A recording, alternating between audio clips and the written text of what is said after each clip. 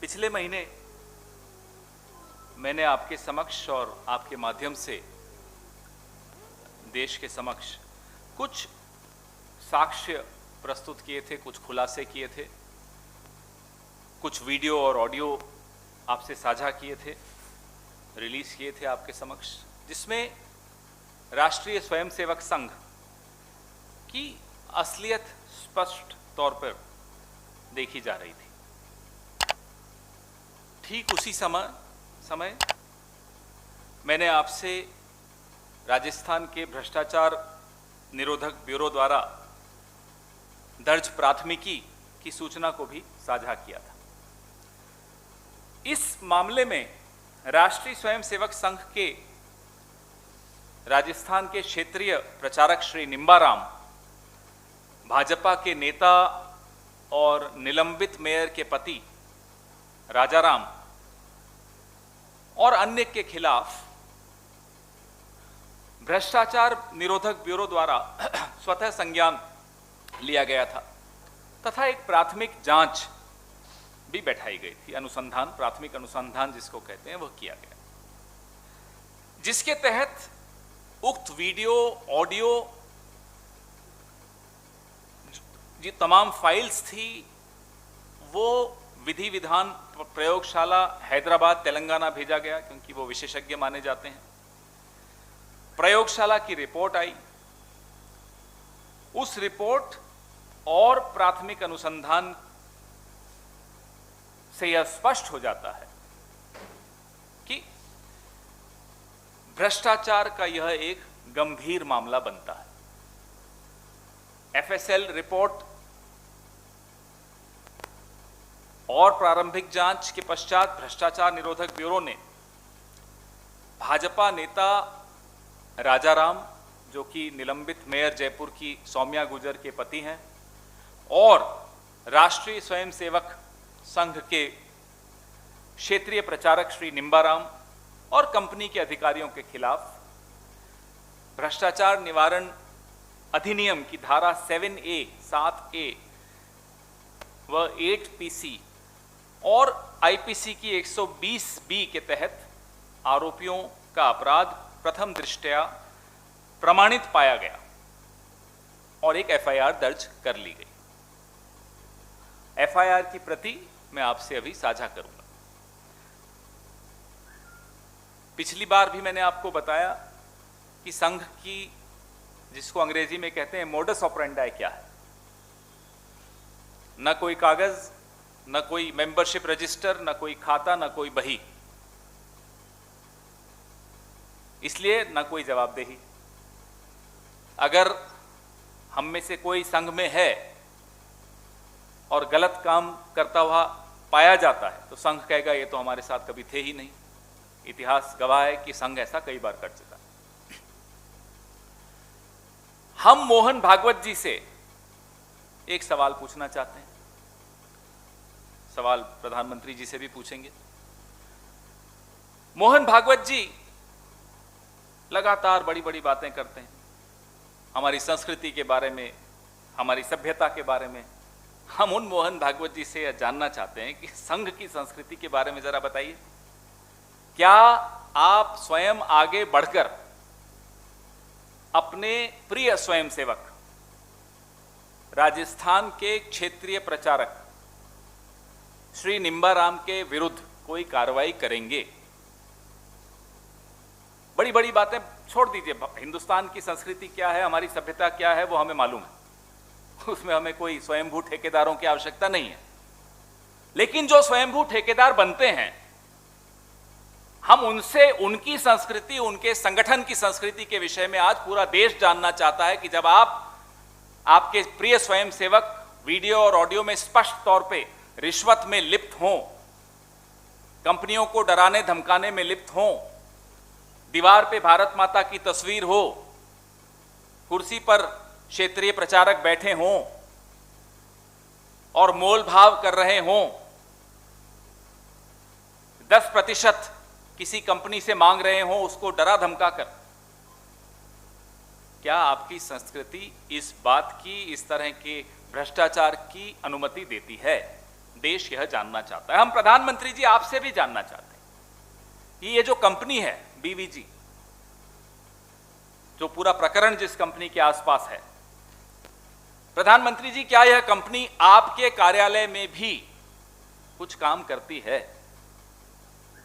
और अगर प्रधानमंत्री जी आपके कार्यालय में भी ऐसा कोई काम करती है तो क्या वहां भी इस या ऐसी और अन्य कंपनियों के मार्फत क्या इसी तरह से दबाव डालकर, डरा धमकाकर वसूली की जाती है? क्योंकि जहां आप सत्ता में नहीं हैं, राजस्थान में, वहां तो आप ये प्रयास करते हुए पकड़े गए। तो जहां आप सत्ता में हैं वहां आप क्या कर रहे हैं, देश यह भी जानना चाहता है। क्या, हमारा ये तीसरा सवाल है, क्या इसी तरह से भ्रष्टाचार के माध्यम से कमाकर अरबों रुपए आप देश के तमाम जिलों में भारतीय जनता पार्टी एवं राष्ट्रीय स्वयंसेवक संघ के कार्यालय बना रहे हैं? पूरे देश में आप जहां भी जाएं, आप पत्रकार हैं, हमसे ज्यादा घूमते हैं, कहीं ना कहीं आपको एक नई बिल्डिंग या तो बन चुकी हुई दिखेगी या बनती हुई दिखेगी, जो या तो स्वयंसेवक संघ के जो अनेक संगठन हैं उससे जुड़ी होगी या भारतीय जनता पार्टी की होगी। दिल्ली के सप्त सितारा कार्यालय की मैं बात अभी नहीं कर रहा, वो भी आप सब देखते हैं, लगातार रोज देखते हैं।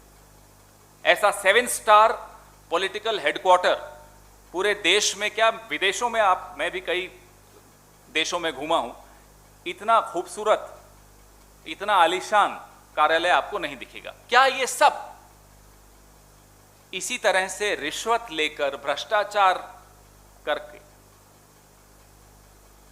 इलेक्टोरल बॉन्ड्स को भी छोड़ दीजिए, ये क्या इसी मार्फत आप कमाते हैं?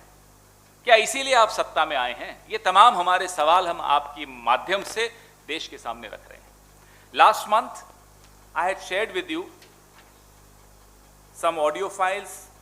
We had released a video file also of a particular episode in Rajasthan where you saw, the country saw through you, a very senior, in fact the senior most functionary of RSS in Rajasthan, the Kshetriya Pracharak called Nimbaram, fondly called as Bhai Sahab, Jaipur wale Bhai Sahab by BJP in Rajasthan, and husband of suspended mayor of Jaipur.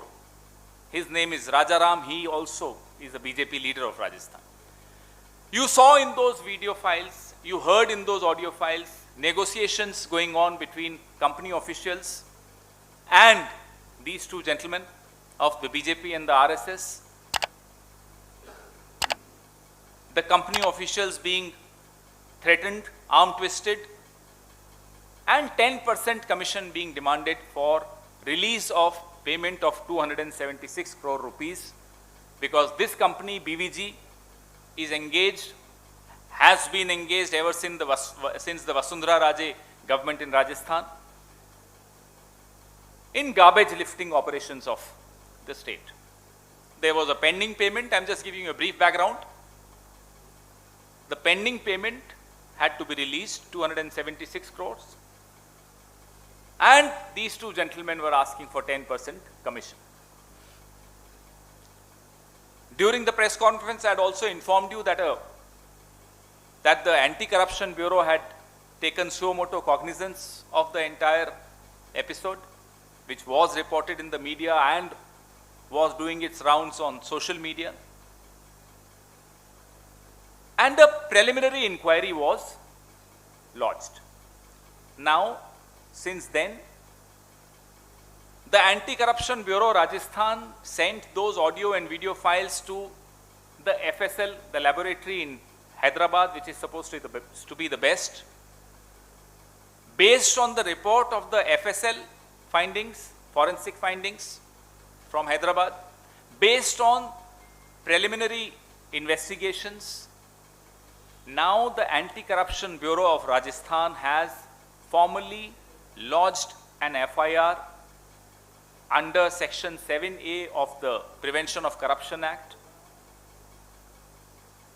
under Section 120B of the IPC, against Nimbaramji, the senior most functionary of the RSS in Rajasthan, and against Rajaram, the BJP leader of Rajasthan, husband of suspended mayor Soumya Gujjar, and the company officials. Now we demand from, we have some questions. The first question is to Mr. Mohan Bhagwat.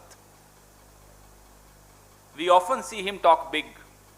We often see him describe and educate the country as if the country needs any education from him. We often see him educating us on our culture, on our civilization. Now we demand from Mr. Mohan Bhagwat to inhale, stop talking about the country's civilization, our history, our culture, talk about the culture of your organization called the RSS, which, as you all know, does not have the courage to register itself, which, as you all know, does not have the courage or the propriety to have a membership register for itself, so that deniability becomes easy. We demand to know from Mr. Mohan Bhagwat what is the step the RSS will take against this senior most functionary, and I am told Mr. Mohan Bhagwat is personally very fond of Mr. Nimbaram.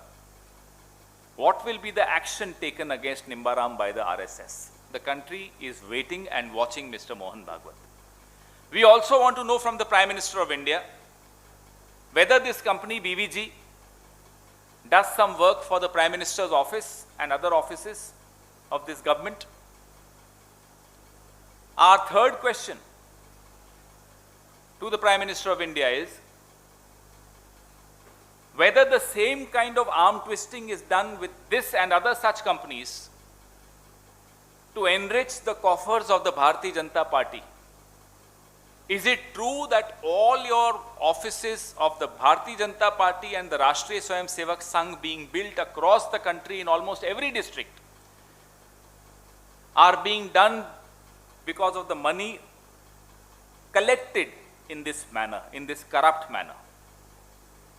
These are the questions that need an answer, because these are valid questions now that the FIR is being done. RSS and its silent, we are told that they are trying their best to try and protect Nimbaram ji. There must be some reason. Maybe Mohan Bhagwat ji is nervous about Nimbaram ji. Maybe he is afraid of Nimbaram ji. We don't know. Mohan Bhagwat ji has to come out and say he is not afraid of Nimbaram ji. He is not afraid of taking any action against Nimbaram ji. Your questions, please.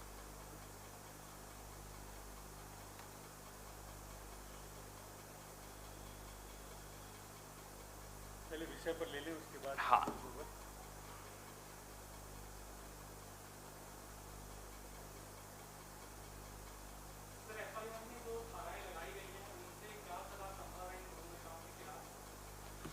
सजा तो एक बार ये पूरा जब मुकदमा चलेगा उसके बाद सबके सामने आएगी, लेकिन प्रथम दृष्टया ये साबित हो जाता है कि जो प्रारंभिक जांच हुई, जो विधि विधान प्रयोगशाला तेलंगाना हैदराबाद की रिपोर्ट आई और जो अनुसंधान भ्रष्टाचार निरोधक ब्यूरो ने प्रारंभिक तौर पे किया, उसके तहत यह स्पष्ट होता है कि वीडियो और ऑडियो में निरंतरता है, उसमें कोई टैंपरिंग नहीं की गई है। उससे यह स्पष्ट होता है कि जो चेहरे वीडियो में दिख रहे हैं ये उन्हीं व्यक्तियों के हैं जिनके विषय में बात हो रही है। स्पष्ट होता है कि कंपनी के अधिकारियों को धमकाया जा रहा है, उनसे 10% की मांग की जा रही है। तो यह बातें जब स्पष्ट हो जाती हैं तो मामला बनता हुआ दिखता है, इसलिए भ्रष्टाचार निरोधक ब्यूरो उस पर एक FIR दर्ज करता है। उसके बाद कानून की प्रक्रिया चल रही है, पूछताछ चल रही है। तो अब जो कानून करेगा वो तो आप सबके और हम सबके सामने आता रहेगा, लेकिन जो नैतिकता का सवाल उठता है, विशेष तौर पे उस संगठन की नैतिकता का जो दिन भर सुबह से शाम तक सबको नैतिकता का पाठ पढ़ाती है, जो अपने आप को सबसे महान मानने की चेष्टा करती है, जो इस देश में बिना चुनाव लड़े इस देश का भविष्य निर्धारण करने का प्रयास करती है, ऐसे संगठन, ऐसी ऑर्गेनाइजेशन को तुरंत कार्रवाई करनी चाहिए। इस बात की प्रतीक्षा भी नहीं करनी चाहिए कि अब कानून की क्या कार्रवाई होगी, कानून में क्या आगे होगा। जो सामने आ गया उस आधार पर भी एक एक्शन बनता है, एक कार्रवाई बनती है जो कि नीतिगत होती है, जो नैतिकता पर आधारित होती है।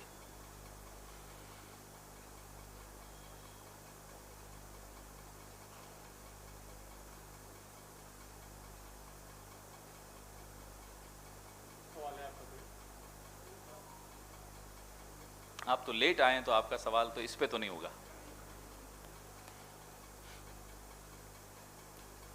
ठीक है, आज तो सवाल वहीं से पूछेंगे, आप यहां से थोड़े पूछेंगे।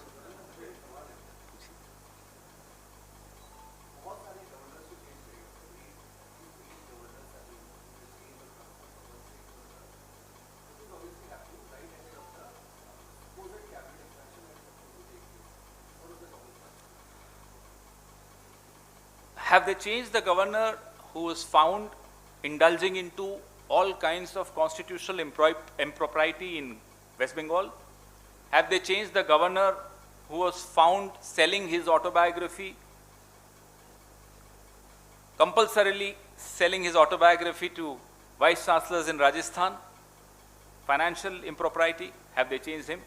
Have they changed any of those governors against whom, for example, the administrator of Lakshadweep? So this is a strange government. If a governor is found indulging into impropriety, that governor is most likely to be rewarded. So what do we talk about? A reshuffle of governors. Likewise, I think the only criteria before a cabinet reshuffle which Mr. Modi does is to see their Twitter timeline. How much have they attacked Rahul Gandhi?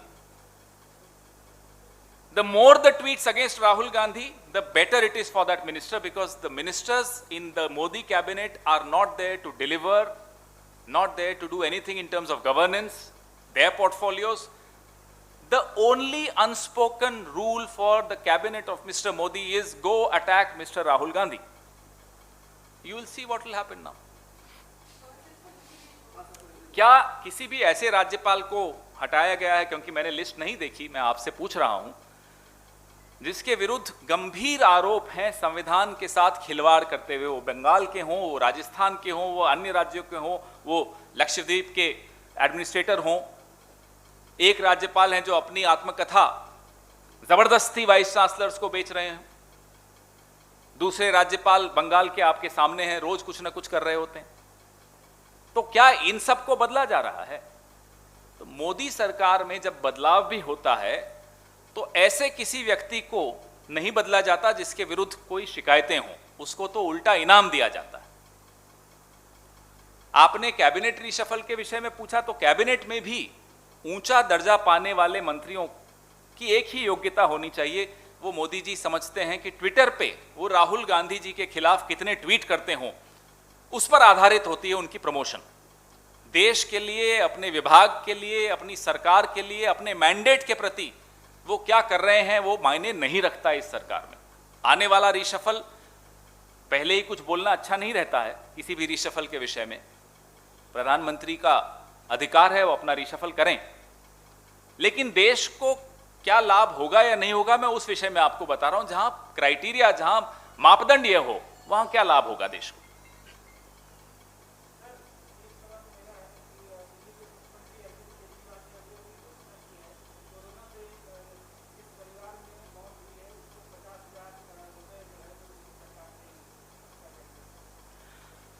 देखिए, हमने, Congress party ने प्रधानमंत्री जी से, केंद्र सरकार से ये मांग की है प्रति व्यक्ति मुआवजा देने की। कोर्ट में, सर्वोच्च न्यायालय में सरकार का क्या रवैया रहा कि एनडीएमए की परिभाषा, सेक्शन 12 की परिभाषा, जहां स्पष्ट तौर पे लिखा हुआ है द गवर्नमेंट शैल, अदालत में सरकार खड़े होकर शैल को मे बताने में, MAY बताने में जुटी हुई है। तो सरकार, केंद्र सरकार की मंशा इसमें स्पष्ट हो जाती है।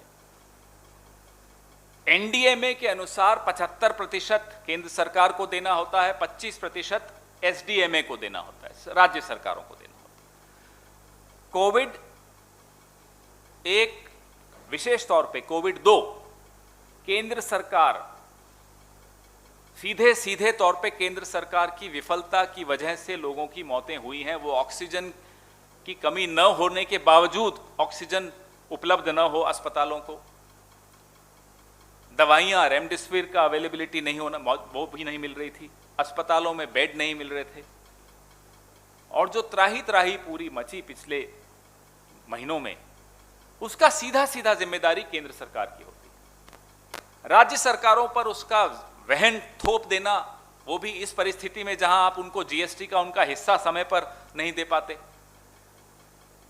मुझे लगता है वो गलत होगा। केंद्र सरकार को अपनी जिम्मेदारी समझनी चाहिए और कोर्ट में जो इस विषय में केंद्र सरकार ने स्टैंड लिया है वो स्टैंड बदलना चाहिए और प्रत्येक व्यक्ति को के परिवार को जिसकी कोविड में केंद्र सरकार की गैर जिम्मेदारी से मौत हुई है मुआवजा देना चाहिए।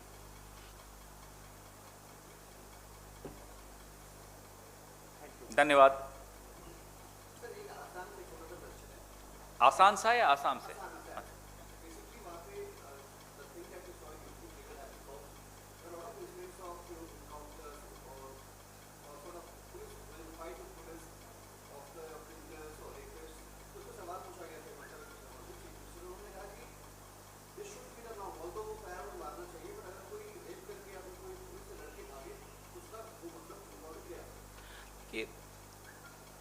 इस पे जो संविधान की शपथ हम लोग कोई भी लेते हैं, मैं किसी एक विशेष की बात नहीं कर रहा, मैं सबकी बात कर रहा हूं, वो संविधान से बंधे हुए होते हैं, नियम कानून से बंधे हुए होते हैं। नियम कानून आपको लगते हैं कमजोर हैं, बदलिए, जैसे कि हमने निर्भया के पश्चात बदला था।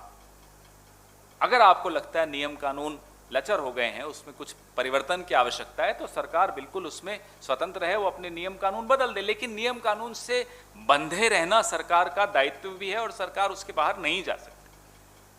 हमने देखा आसाम में एक इलेक्टेड एमएलए जिसको एनआईए ने गिरफ्तार किया, उस पर दबाव डाला जा रहा था कि आरएसएस और भारतीय जनता पार्टी में शामिल हो जाइए तो आपके ऊपर धाराएं हल्की हो जाएंगी। तो इस तरह से सरकारें नहीं चलती। खैर, इनसे हम उम्मीद इसलिए नहीं कर सकते कि इन्हें सरकार चलाना नहीं आता, और केंद्र सरकार को तो अब 7वां साल है। अगर 7 साल में भी नहीं आया तो माफ कीजिएगा, इन्हें नहीं आ सकता। धन्यवाद।